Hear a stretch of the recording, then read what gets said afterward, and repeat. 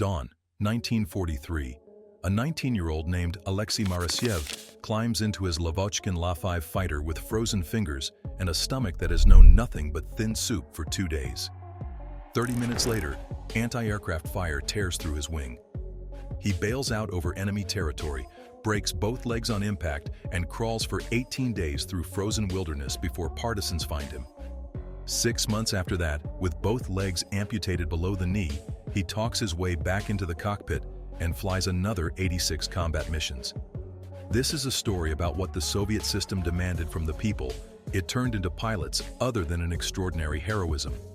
One of those participants was Ivan Kozydub, who became the highest-scoring Allied ace of the Second World War with 62 confirmed kills.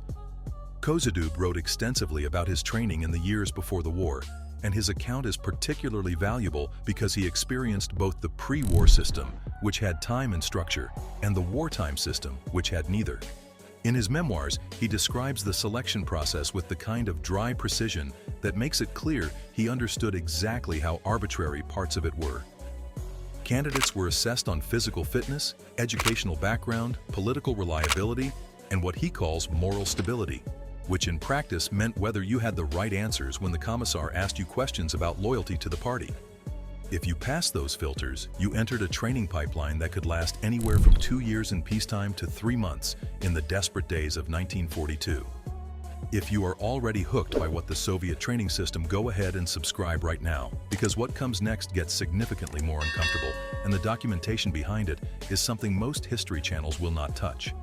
The pre-war curriculum was built around stages. Ground school came first, covering navigation, meteorology, aircraft systems, and Marxist-Leninist theory in roughly equal measure. You learned how an engine worked and why capitalism was doomed in the same classroom.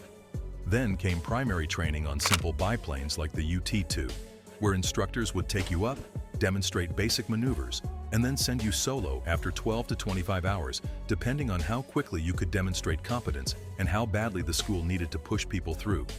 Advanced training introduced aerobatics, formation flying, gunnery, and the specific aircraft type you would eventually fly in combat.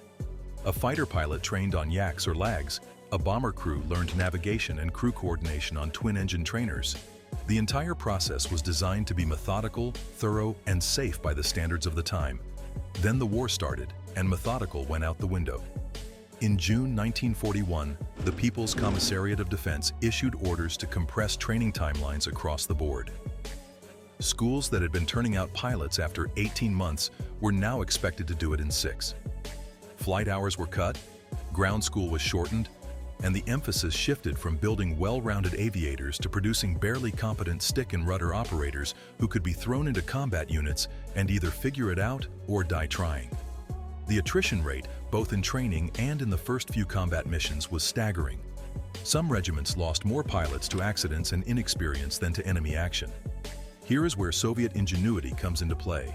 And by ingenuity, I mean the kind of desperate improvisation that happens when institutional standards collapse and everyone is just trying not to get shot.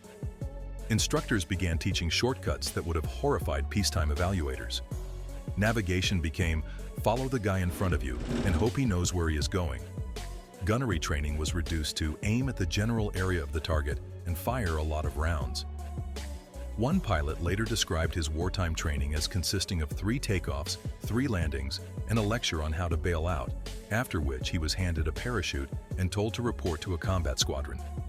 Another recalled that his instructor, a veteran with one arm and a drinking problem, spent most of the flight time shouting insults and chain-smoking while the student tried to figure out the controls. The official records are silent on this kind of thing, but the memoirs are full of it.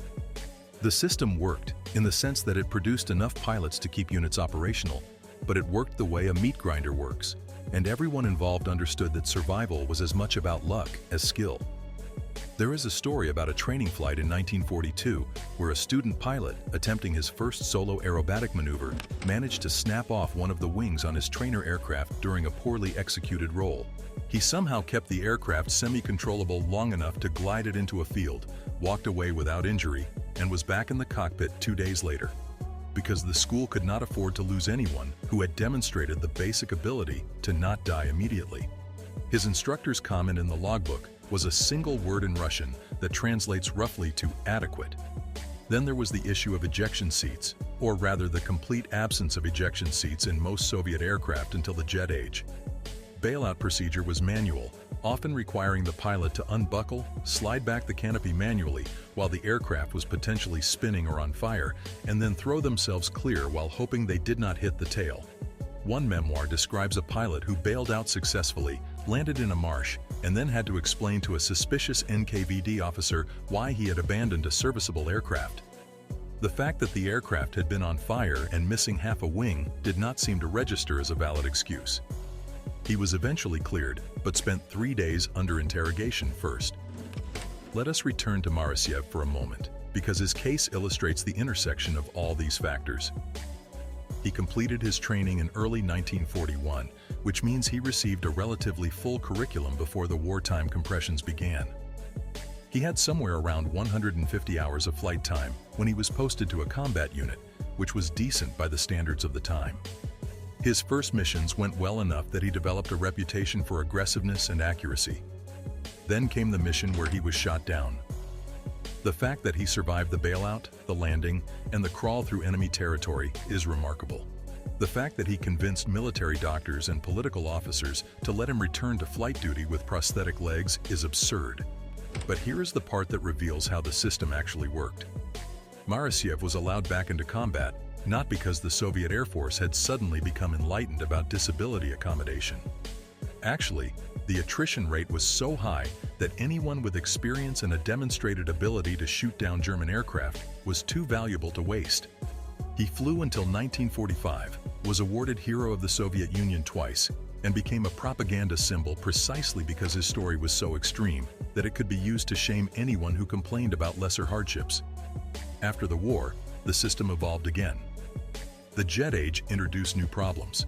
High-performance aircraft like the MiG-15 and later the MiG-21 generated G-forces that could cause pilots to black out if they were not properly conditioned. The Soviet Air Force introduced centrifuge training in the 1950s, where pilots were spun at high speed to build tolerance and teach them how to tense their muscles to keep blood in their brains during tight turns. Oxygen systems became more complex.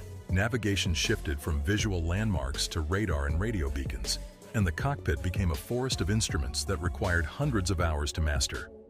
Training timelines lengthened again. Political vetting intensified because nuclear-capable bombers required absolute ideological reliability, and the entire system became more professionalized. But the underlying philosophy remained the same. A pilot was a tool, a component in a larger machine, and the machine's needs took precedence over the individual's comfort or safety. So what does it take to be a Soviet pilot? It takes the ability to absorb technical knowledge under time pressure, to function with inadequate resources, to accept that the equipment you are flying may have been assembled by a factory worker who was underfed and overworked, and to understand that your value to the state is measured entirely by your output. It takes a willingness to endure a selection process that filters for ideological conformity as much as skill, and a training system that will push you to the edge of your physical and mental limits and then expect you to perform flawlessly once you reach a combat unit. It takes the ability to live with the knowledge that if you fail, the consequences will be severe, and if you succeed, the rewards will be largely symbolic. The Soviet pilot was not a volunteer in the Western sense. They were a product, forged by a system that valued quantity over quality, resilience over refinement, and political loyalty over individual brilliance. And somehow, despite all of that, many of them became extraordinarily good at what they did, because the alternative was unthinkable. If you appreciate deep research that goes beyond surface-level history, subscribe now and drop a comment with your thoughts. Thanks for watching.